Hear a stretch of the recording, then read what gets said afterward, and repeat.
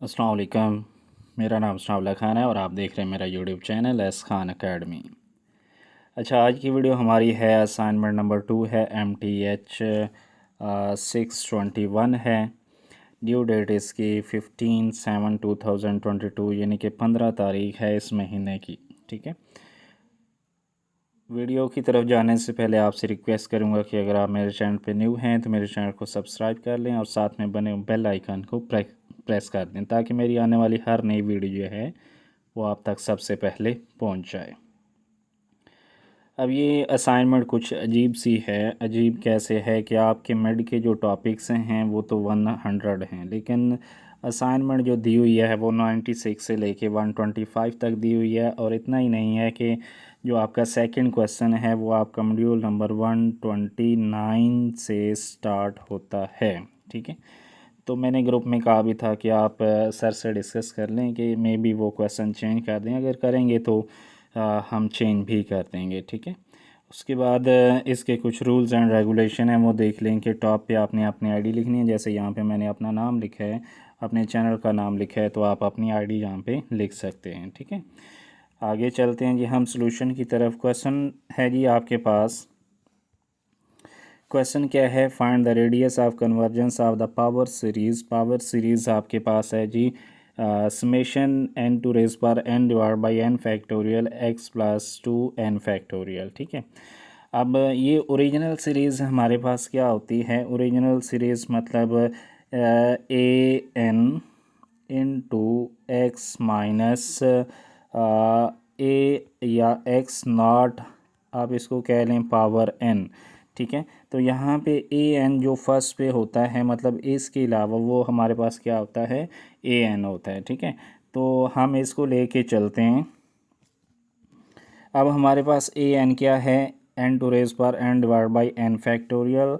और हमारे पास अगर हम एन की जगह पे एन प्लस वन रखेंगे तो ये क्या बन जाएगा? यानी कि ये भी एन था तो इसकी जगह पे एन प्लस वन रखेंगे, ये एन प्लस वन, पावर भी N plus one divide by N plus one factorial. हमें पता है कि आर जो है वो हमारे पास क्या होता है? रेडियस ऑफ कन्वर्जेंस होता है। तो हमारे पास जो फार्मूला है जो आपके हैंड आउट में भी दिया गया है वो आपके पास क्या है? 1/r = limit n approaches to infinity A N plus one divide by A N. ठीक है, अब ए एन की वैल्यू हमने क्या निकाली थी? ऊपर ए एन की वैल्यू हमने निकाली थी जी N plus one, power N plus one, N plus one factorial multiply A N की वैल्यू हमारे पास क्या है? ए एन की वैल्यू चूँकि डिनोमिनेटर में है, वैसे तो ए एन की वैल्यू क्या है? A N N power N divide by N factorial. चूँकि ये डिनोमिनेटर में है तो यहाँ पे वैल्यू जो है वो उल्ट क्या आ जाएगी? यानी कि ऊपर वाली वैल्यू किधर आ जाएगी? नीचे, और नीचे वाली किधर आ जाएगी? ऊपर आ जाएगी। अब यहाँ पे मैंने क्या किया है कि ये जो ऊपर वाली वैल्यू थी इसको मैंने अलग अलग कर लिया, यानी कि पावर n अलग कर ली और साथ में वन पावर अलग कर ली। और फैक्टोरियल को सॉल्व किया है तो फैक्टोरियल कैसे सॉल्व होगा? यानी कि n प्लस वन फैक्टोरियल है आपके पास, तो ये किसके इक्वल होगा? इस n plus one into N factorial. ठीक है, तो ये यहाँ पे मैंने नीचे लिखा n plus one into N factorial. अब ये एन फैक्टोरियल से कैंसिल, ये n प्लस वन इस n प्लस वन से कैंसिल, तो क्या रह गया? एक टर्म ये रह गई और इधर ये टर्म रह गई। अब नेक्स्ट हम क्या करेंगे? यहाँ पे देखें तो वही चीज़ है, यहाँ पे मैंने ऊपर से क्या किया है? n कॉमन निकाला है। आपको पता है कि जब पावर हो और अंदर से हम कॉमन निकाल रहे हो तो पावर भी हम ऊपर लिखते हैं, तो n जब कॉमन निकालेंगे तो यहाँ पे n की पावर n आएगा, यहाँ पे वन बच जाएगा जो कि यहाँ पे लिखा है, यहाँ पे क्या बच जाएगा? वन डिवाइड बाई n जो कि यहाँ पे लिखा, और पावर n आ जाएगा। और डिनोमिनेटर में तो वही मतलब n टू रेज़ पर n ही रहेगा। अब यहाँ पे n टू रेज़ पर n और n टू रेज़ पर n कैंसिल हो गए, बाकी हमारे पास जो बचेगा वो क्या बचेगा? 1/r = limit n approaches to infinity one plus one divide by n whole power n। और ये सारा किसके इक्वल होता है? ये वाला, ये आपके पास एक्सपोनेंशियल के इक्वल होता है। एक्सपोनेंशियल या फिर आप इसको एंटी लॉग भी कह सकते हैं।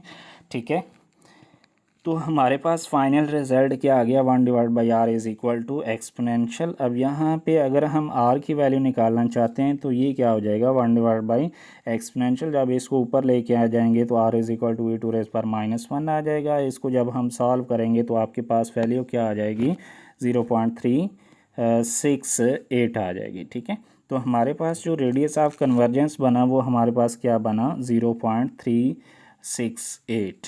ठीक है, ये 100% क्वेश्चन करेक्ट है। उसके बाद आपके पास सेकंड क्वेश्चन क्या है कि let F and G be the uniform continuous on the interval है जी एस है।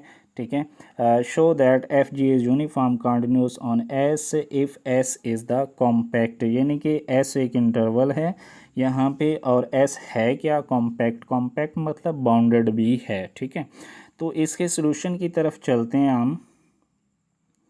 सॉल्यूशन में हम ने लिखा है कि एफ़ और जी जो है ये क्या हैं, यूनिफॉर्मली कंटिन्यूस हैं, जो कि दिया हुआ है।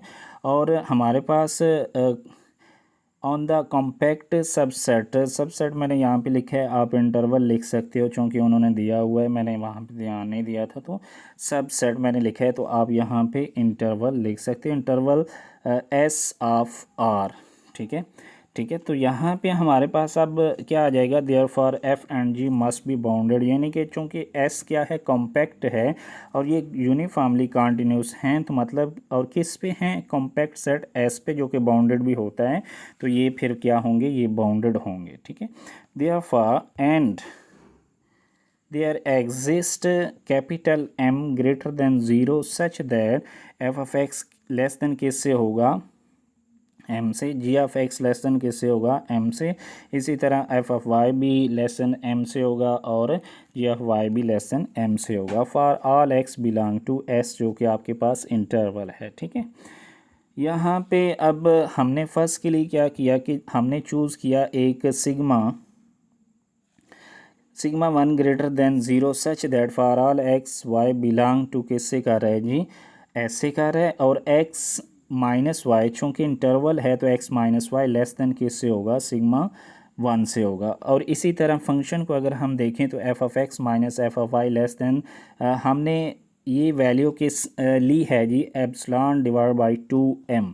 असल में हम चाह रहे हैं कि हम मल्टीप्लाई वाला लेस देन हम प्रूफ करें जी एप्सिलॉन के। ठीक है, वैसे आप यहाँ पे एप्सिलॉन भी ले सकते हैं, लेकिन वहाँ से आपको फिर सिग्मा की वैल्यू निकालना पड़ेगी। ठीक है, सिमिलरली हम जी फंक्शन के लिए चूज़ करते हैं जी sigma s2 greater than 0 such that for all X Y belong to S X minus Y less than किससे है जी, सिग्मा 2 से। और इसको भी हमने लेस देन किससे लिया है, एप्सिलॉन डिवाइड बाई 2m लिया है। ठीक है, उसके बाद